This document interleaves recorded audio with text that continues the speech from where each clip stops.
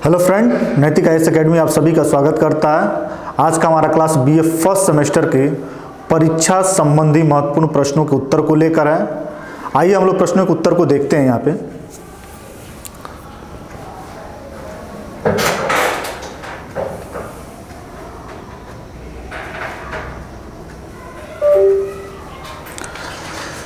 उत्तर प्रदेश के विधानमंडल में कितने सदन है? उत्तर प्रदेश के विधानमंडल में कितने सदन है? उत्तर प्रदेश के विधानमंडल में कितने सदन है? तो उत्तर प्रदेश के विधानमंडल में द्विसदन है, दो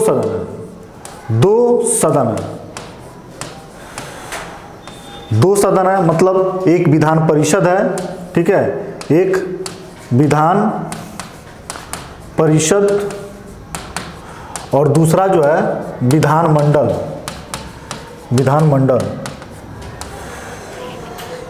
द्विसदनीय विधानमंडल वाले जो जगह है वो सभी राज्यों में नहीं है, बल्कि 6-7 राज्यों में ही है, जैसे उत्तर प्रदेश है, महाराष्ट्र है, इन सब राज्यों में है।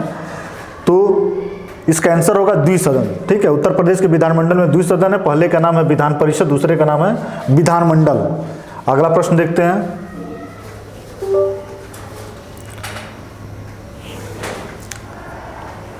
राज्य विधानसभा की अवधि क्या होती है? राज्य विधानसभा की अवधि क्या होती है? तो राज्य विधानसभा की अवधि 5 वर्ष होती है। राज्य विधानसभा की अवधि 5 वर्ष होती है।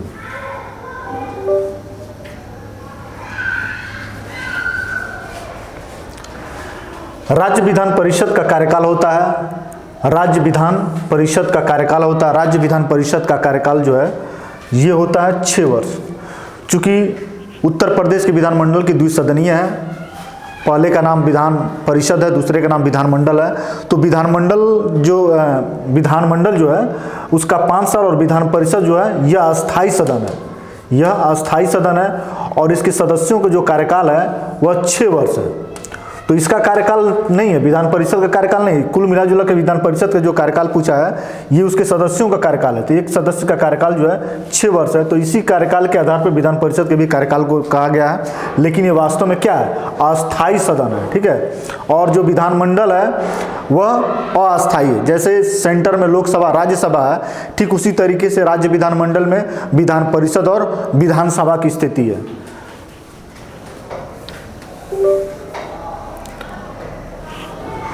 उत्तर प्रदेश विधानसभा के कुल निर्वाचित सदस्यों की संख्या, तो उत्तर प्रदेश विधानसभा में कुल निर्वाचित सदस्यों की संख्या 403 है, ठीक है, 403 है। बिल्कुल एक तथ्य वाले प्रश्न है ये। सर्वोच्च न्यायालय के न्यायाधीशों की नियुक्ति कौन करता है? सर्वोच्च न्यायालय के न्यायाधीशों की नियुक्ति कौन करता है? तो सर्वोच्च न्यायालय के न्यायाधीश की नियुक्ति जो है राष्ट्रपति सर्वोच्च न्यायालय के न्यायाधीशों की मदद से करता है, ठीक है। तो सर्वोच्च न्यायालय के न्यायाधीशों की जो नियुक्ति होती है वह भारत का राष्ट्रपति सर्वोच्च न्यायालय के मुख्य न्यायाधीशों की जो कमेटी होती है उन्हीं की सिफारिश के आधार पे उनकी नियुक्ति करता है।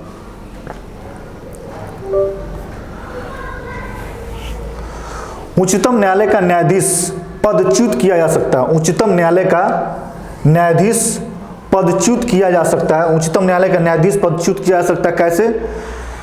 तो उच्चतम न्यायालय का जो न्यायाधीश है वह संसद के प्रस्ताव पर राष्ट्रपति द्वारा, चूंकि उच्चतम न्यायालय के जो न्यायाधीश होते हैं उन्हें कदाचार के आधार पे संसद द्वारा पारित प्रस्ताव पर राष्ट्रपति उनको पद से हटा सकता है। उनका कार्यकाल चूंकि 65 वर्ष होता है, लेकिन बीच में यदि उन पे कदाचार का आरोप लग जाता है तो ऐसी स्थिति में उन पे महाभियोग की प्रक्रिया संसद लगाती है और उसके बाद जब संसद इसे पारित कर देती है तो फिर राष्ट्रपति क्या करता है? उनको कार्यकाल से पदच्युत कर देता है, उन्हें हटा देता है।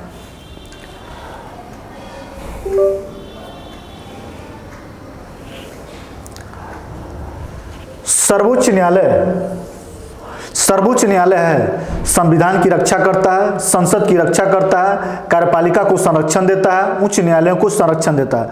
तो जो सर्वोच्च न्यायालय है वह संविधान की रक्षा करता है। सर्वोच्च न्यायालय संविधान की रक्षा करता है, ठीक है।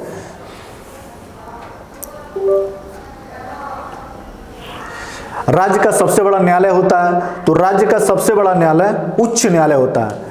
सेंटर का बड़ा न्यायालय सर्वोच्च न्यायालय जो पूरे देश में एक ही होता है, और उच्च न्यायालय हर राज्य के लिए एक उच्च न्यायालय की व्यवस्था की गई है। तो राज्य का सबसे बड़ा न्यायालय उच्च न्यायालय है।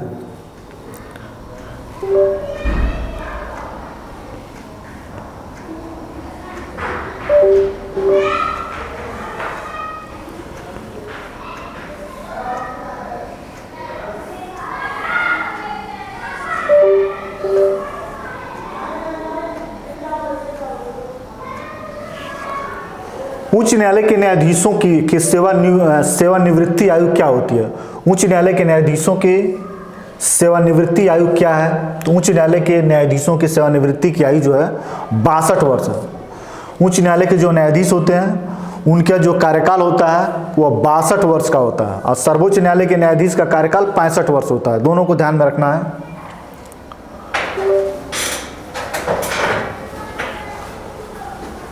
उच्च न्यायालयों के न्यायाधीशों की नियुक्ति किसकी सलाह पर की जाती है? उच्च न्यायालय के न्यायाधीशों की नियुक्ति किसकी सलाह पर की जाती है? जो उच्च न्यायालय के न्यायाधीश होते हैं उनकी नियुक्ति भारत के मुख्य न्यायाधीश की सिफारिश के आधार पर की जाती है। भारत का मुख्य न्यायाधीश जो सलाह देता है उसी सलाह के आधार पर राष्ट्रपति जो होता है उच्च न्यायालय के न्यायाधीशों की नियुक्ति करता है।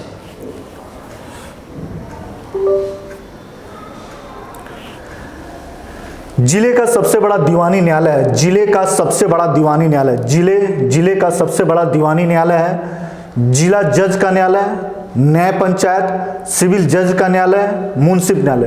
तो जो जिला जज न्यायालय होता है यही जो है जिले का सबसे बड़ा न्यायालय, दीवानी न्यायालय नहीं।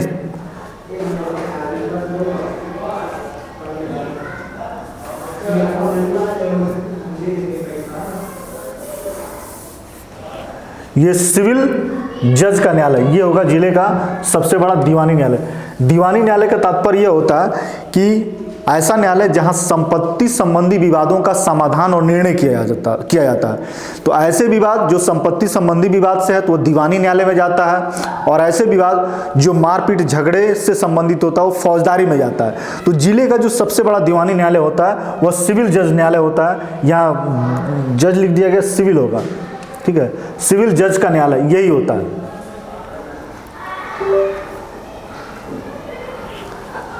जिले का सबसे बड़ा न्यायिक अधिकारी होता है। जिले का सबसे बड़ा न्यायिक अधिकारी कौन होता है?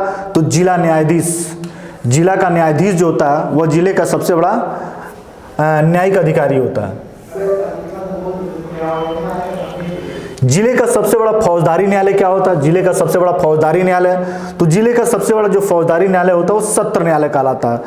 चूंकि फौजदारी न्यायालय में कैसे मुकदमे जाते हैं, इसमें जो मारपीट झगड़े तोड़फोड़ की जो संबंधित होती हैं वह सारे मामले फौजदारी मामलों के अंतर्गत आता है। वह सत्र न्यायालय, जिले का जो सत्र न्यायालय होता है उसी सत्र न्यायालय में फौजदारी मामले को देखा जाता है।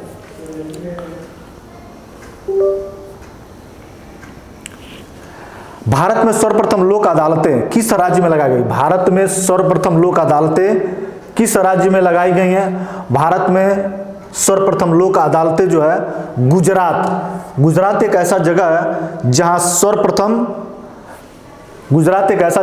सर्वप्रथम लोक अदालत जो है लगाई गई। लोक अदालत का मतलब ये होता है जहां ऐसे मुकदमे जिसकी निपटारा नहीं, जब मुकदमों की संख्या हाई कोर्ट, सुप्रीम कोर्ट और जिला न्यायालयों में ज़्यादा हो जाता है और उसको निपटारा या समाधान करने में काफ़ी समय लगता है, तो मुकदमों की संख्या को कम करने के लिए जगह जगह लोक अदालतों की व्यवस्था की जाती है। और उस लोक अदालत में क्या किया जाता है, उस मुकदमे का निपटारा और समाधान किया जाता है, ताकि जो है नए नए मुकदमे फिर से सर्वोच्च न्यायालय और उच्च न्यायालय को मौका मिले और उसका देखभाल कर सके। ठीक है, तो यही लोक अदालत का कॉन्सेप्ट है।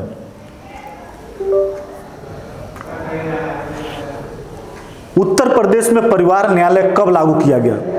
उत्तर प्रदेश में परिवार न्यायालय कब लागू किया गया? उत्तर प्रदेश में 2 अक्टूबर 1986 में परिवार न्यायालय स्थापित किया गया। परिवार न्यायालय का कॉन्सेप्ट ये होता है, पारिवारिक संबंधी जो भी झगड़े होते हैं उन झगड़ों को पारिवारिक न्यायालय के माध्यम से दूर किया जाता है, ताकि ये विवाद न बढ़े। और परिवार फिर इस पारिवारिक न्यायालय का मुख्य उद्देश्य यही होता है कि पारिवारिक संबंधी झगड़े में जो टकराहट होती है, जो दरार होती है, जो दूरियां होती है, उसको कम करके परिवार को फिर से संगठित करना ही इसका मुख्य उद्देश्य होता है।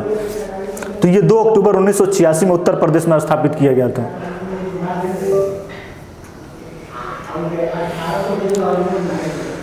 समवर्ती सूची राज्य और केंद्र की व्यवस्थापिका को समवर्ती शक्तियों के द्वारा कितने विषय पर अधिकार प्रदान करती है? समवर्ती सूची राज्य और केंद्र की व्यवस्थापिका को समवर्ती शक्तियों के द्वारा कितने विषयों पर करती है?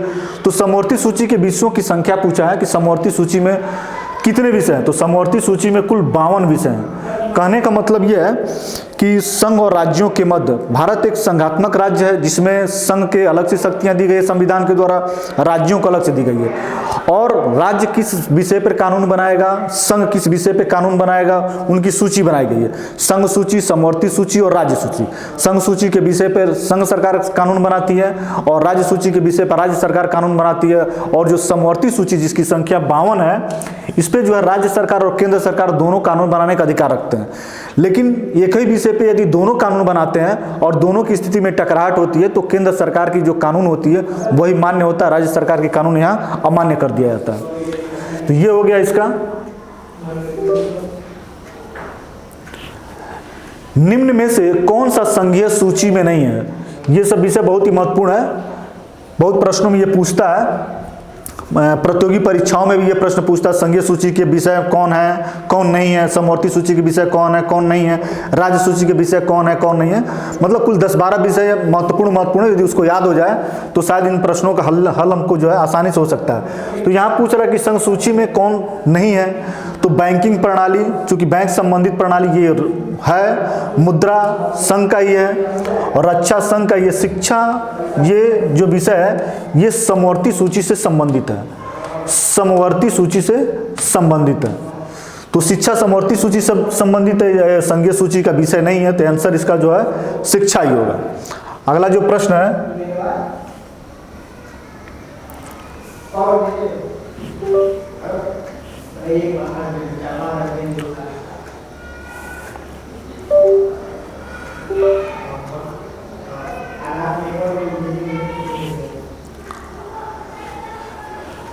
राज्य सूची में नहीं है, राज्य सूची में नहीं है, राज्य सूची में नहीं है कौन?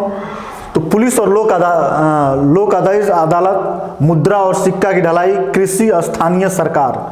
तो राज्य सूची के विषय में अभी हम लोगों ने देखा है मुद्रा को, ये संघ सूची का विषय है। बाकी जो पुलिस है, कृषि है, स्थानीय सरकार, ये सब राज्य सूची के विषय में है। तो राज्य सूची के विषय मुद्रा और सिक्का नहीं है, बल्कि ये किसका विषय है? ये केंद्र सूची का विषय है।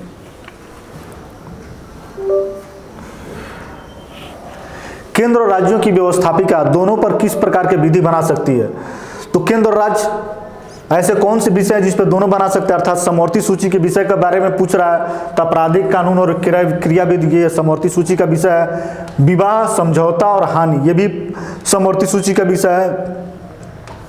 आर्थिक और सामाजिक योजनाएं, ये सभी ऐसे विषय हैं, ये सभी ऐसे विषय हैं जो समवर्ती सूची के विषय के अंतर्गत आते हैं, और इस पे कानून बनाने का अधिकार केंद्र और राज्य दोनों को है।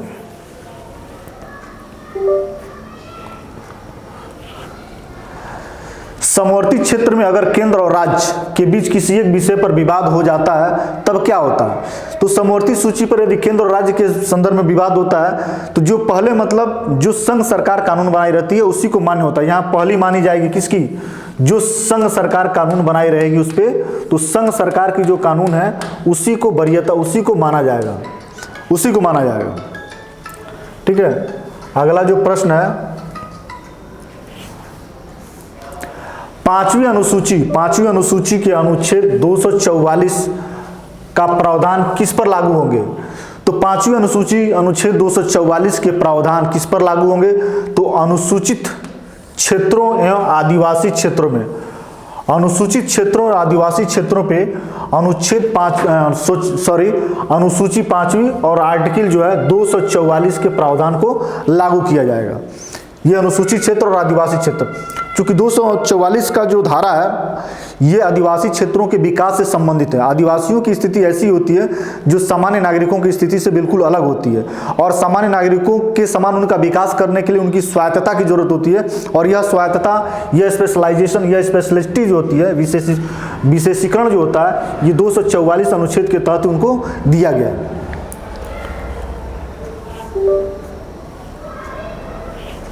अनुच्छेद 371 का उपबंध कितने राज्यों पर लागू है? अनुच्छेद 371 कितने राज्यों पे है? तो अनुच्छेद 371 कुल 11 राज्यों पे। अनुच्छेद 371 है क्या?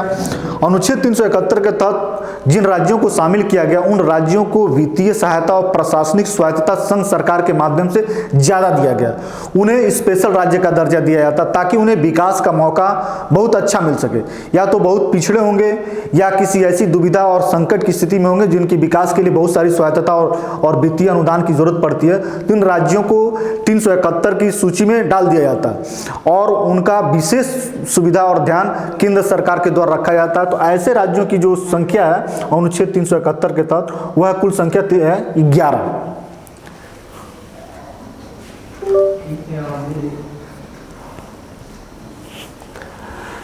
भारत के संविधान के किस अनुच्छेद में निर्वाचन से संबंधित प्रावधान किए गए हैं? भारत के संविधान के किस अनुच्छेद में निर्वाचन से संबंधित प्रावधान किए गए हैं? तो निर्वाचन संबंधी प्रावधान जो है अनुच्छेद 324 से लेकर 324 से लेकर 329 324 से लेकर 329 के जो अनुच्छेद है इसमें जो है निर्वाचन संबंधी प्रावधान किए गए। निर्वाचन संबंधी प्रावधान इसमें किए गए हैं।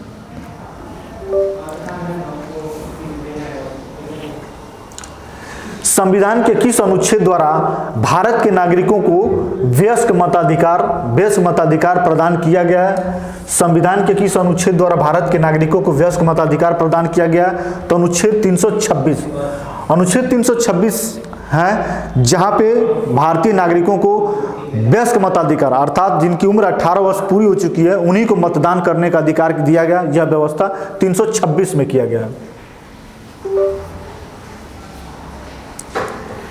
इन प्रश्नों के साथ प्रश्नों के उत्तर देने का क्रम हमारा समाप्त होता है। फिर अगले वीडियो में कुछ प्रश्नों के साथ आपसे हमारी मुलाकात होगी। धन्यवाद।